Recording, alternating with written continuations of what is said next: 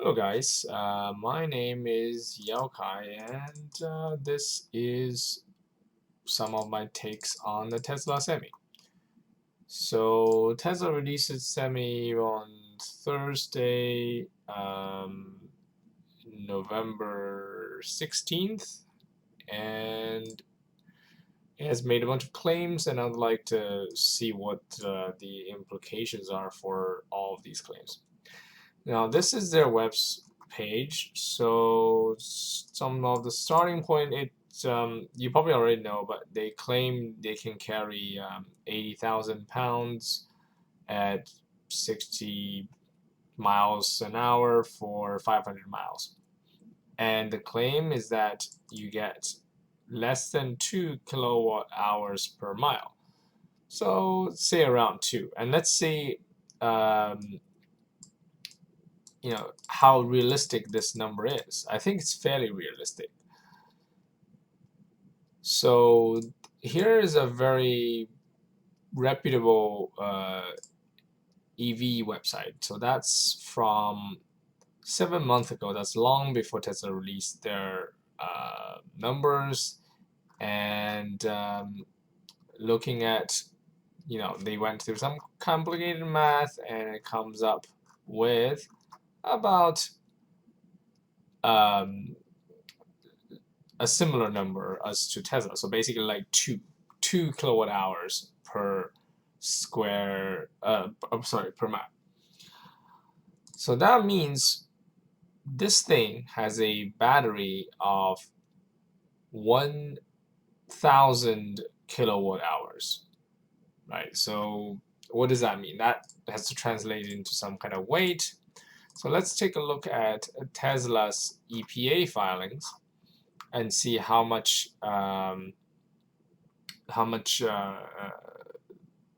energy density their batteries have.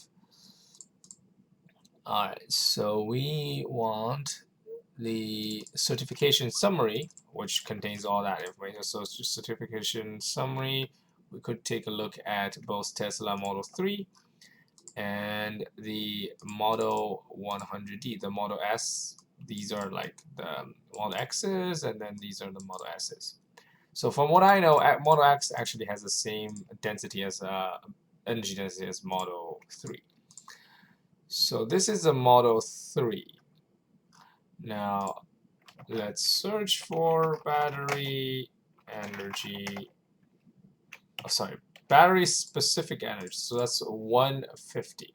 What the unit on this is, I think it's watt hour per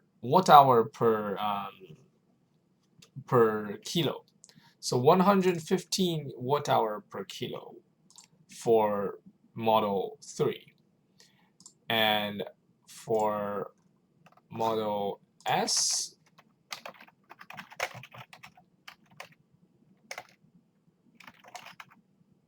you can see P90D actually is also 150, and 75D slightly lower. 60D, 100D is 160, right? So we're looking at about 150, 160 range. So that's their current battery technology.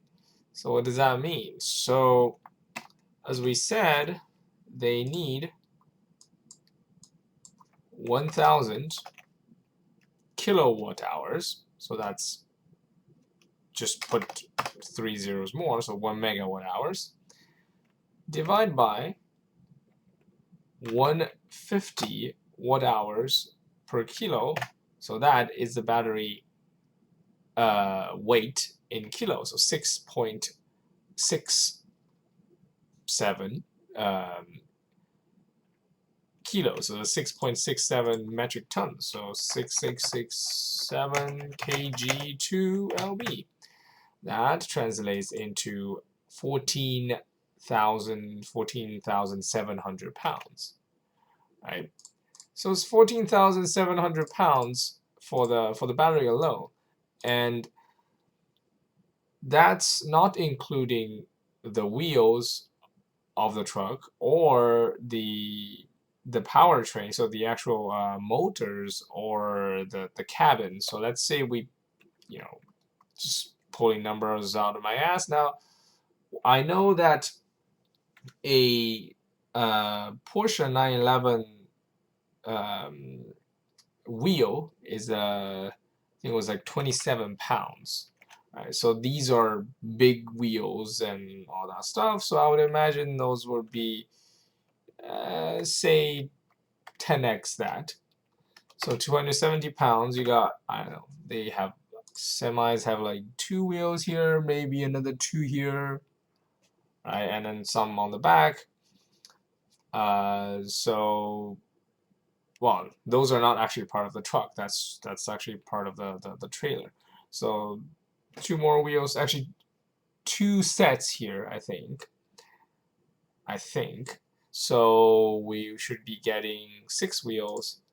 So let's do 270 times 6. So you're looking at 1,000 pounds, say 1,000 pounds wheels, and then the whole shell is another 1,000 pounds. So another 2,000 pounds. So we're looking at essentially something like 17,000 pounds. So 17,000 pounds is going to be the weight of the truck, and the entire truck plus the trailer can be only, well, the trailer, the container itself can be only 18,000 pounds. So divide by 8, so 80,000 pounds. So 21% of the truck, of the entire truck, is now gone to the truck alone, not the payload. So your payload is now limited to, sorry, going crazy. So it's 80,000 minus, I think we said it was something like 16,000. Right, so your payload is now down to like 64,000 pounds. I'm not very familiar with the trucking business, but I would assume that means your payload has to be essentially those lightweight ones. So you can't be hauling around metal or any stuff like that. It has to be these puffy, low density stuff. Maybe clothing? I don't know. Okay, so that's how much battery it contains. And the second thing that they claimed, I think it was, they said something about charging. It's not in here, but I remember they mentioned that charging this stuff would be 400 miles for half an hour, right? So 400 miles means 800 kilowatt hours. And then half an hour, so you're looking at 1,600 kilowatt charger. To put that into perspective, the supercharger, well, an L2 is 6.6 typically, right? So 6.6, so it's 242 L2s. Or a supercharger, I think the current supercharger is 120, I think. Supercharger wattage. Yes.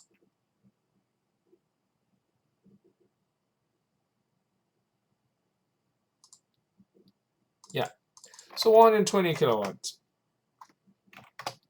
So that's 13 superchargers altogether, and assuming they can do full 120 per supercharger, which they can't, as we saw, they had like 2 adjacent cars shares 145 kilowatt and whatnot. So yeah, so that's how many superchargers. And the other thing is, a nuclear reactor. This is a Gen 3 nuclear reactor. These are the state-of-the-art ones. And they're still being constructed now. And Gen 4, as you can see, Gen 4 design is still in development, and they will not enter into commercial operation until next decade, right? So they range from 700 megawatts to 1.3 gigawatt. So let's say take a midway between that, so 1 gigawatt. Right, so whoops. Oh, that's very large. Large is better actually. So let's say 1 gigawatt, right? So 1 gigawatt, 9 zeros, divided by 16, well, sorry, 1,600 megawatt, sorry, 1,600 kilowatt, so that's 3 zeros after that. So you can do 625, you can simultaneously charge 625 trucks if you are running a nuclear reactor. That sounds like a lot, but they also, so that's all just happen to be the same power output of a ultra supercritical pressure boiler that's used by coal-fired power plants. So these are like the most efficient coal-fired power plants that they are. And yeah, so that's basically, you can support like 600 of those for one boiler or one nuclear reactor. Now, Tesla has also made the claim that they will power the entire thing by solar. So let's take a look at how many solar panels we need to power one truck to charge it at full speed. So this is this is just a normal solar panel. It's nothing crazy, nothing fancy. So you're looking at this is the dimension, right? So presumably this is going to be the thickness, which we probably don't care. If we do that, so that's 3. So those are inches, right? So let's just convert that into square meters. Square inch to meter, square meter. There we go. So around 2 square meters, right? So that's a fairly easy number. So for 2 square meters, you're able to produce, what was it, 350 watt. So 350 watt equals 2 square meters. So for each square meter, you can do about 175. So 175 watt per square meter. And conveniently, 1 square meter is about 10 square foot. So that's just an easy conversion. Actually, this one's no longer available. But these are actually fairly similar in size. I have solar panel on my own roof, and I know how large they are. Obviously, mine was worse than 350. I think they were somewhat slightly less powerful. But anyways, and then you need to leave a little bit of spacing for them, because you need to tilt you have to tilt the solar panels to get the most out of them, because you need to angle them to the sun. Now, say you take a factor of 1/3, right? You lose 1/3 because you have to tilt. So that becomes divide by 0.66. Sorry, I'm going crazy. Multiply by 0.66. So 116. So it was looking at 175 times 2 divided by 3, 116 To make the calculation a bit easier, say 100, we're off by 16%, 15%, something like that. So then it becomes very easy. So each square meter then translates into about 100 watts. So for 1 kilowatt, you need 10 square meters. So let's just stick with that. So we have 1,600 kilowatt divided by 10, multiplied by 10, because you need 10 of those, 10 square meters per one of those. And that, oops, I made a mistake. Essentially, you're looking at 1,600 kilowatt, and then you put a 0 there, so that's your square meter. So that translates into, I think, something around 3 acres. So here, Google, 16,000 square meters, 2 acres. Right, so that's 3.9 acres. And if you do a square root of this, so basically you're looking at 126 meters times 126 meters, such an area. So that is, if you think of it in foot, that's something like 500 times 500. So it's not ridiculous. It's like probably slightly less than that, but maybe 400 times 400.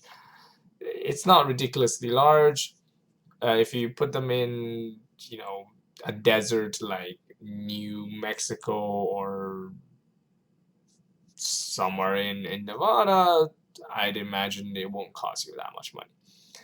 But here is the area. But what about the cost of that? The cost per this guy, which we were looking at, this guy is no longer available. But let's see. Let's search for another one. Solar panel. Hopefully they'll come up with something. Right. So this thing here is 244, 243, and then gives you 200 watt. We want one that's 300 watts. These are puny. Let's see. Grid ties, solar panels, standard, large residential. See what these are. Yes. So they're about slightly less than $1 per watt. So at 16, so that's how much a kilowatt. You put 3 zeros. Sorry, I'm going crazy. 3 zeros on top of that. That's your wattage, right? So slightly less than $1. So let's say 90 cents, 80 cents. And that will be the dollar amount cost for a single charger if it's powered solely by solar and you have optimal sunshine. So all the conditional optimal, you're getting that. And if you factor in any kind of redundancy, cabling, and installation costs. By the way, the installation cost for residential, I think now is about like $3 per watt. But they're doing a commercial, so maybe that'll be like $2 per watt. So you look at $3 million, right? Because it was 16. It's 1.6 million watt. Multiplied by 2, that's like $3 million. So for each of those guys, it will take you $3 million, including installation for the solar farm. And then you also need the cabling and all that, the charging station and all that. Let's say that's free. So $3 million per charger. And a truck stop, I'd imagine it's not uncommon to see 20 trucks together there. Say we could take a cut, 10 trucks simultaneously charging, you're looking at $30 million. That's how much it costs to make a truck stop that supports fast charging of 10 trucks simultaneously, which is not uncommon. I mean, if you ever see a truck stop, on the way, on any of the interstates, you know what I'm talking about. I just recently passed. I was driving back from Chicago back to San Francisco, near San Francisco where I live. In Iowa, there were these truck stops with the world biggest truck stop, which probably contains like 50 trucks or something. So let's say with 10 and 30, so you're looking at $30 million for the solar farm to support that. That is a lot of capex, and that's a single truck stop. All right, and yeah, so that's the Tesla Semi, and I have some thoughts on the new Roadster as well. I will share that tomorrow. I'll make a video on that, and yeah, if you think this information is useful, please subscribe. I talk about stocks and companies, and I want to get numerical about everything. And I'm an investor, and hopefully this has been helpful. Thank you.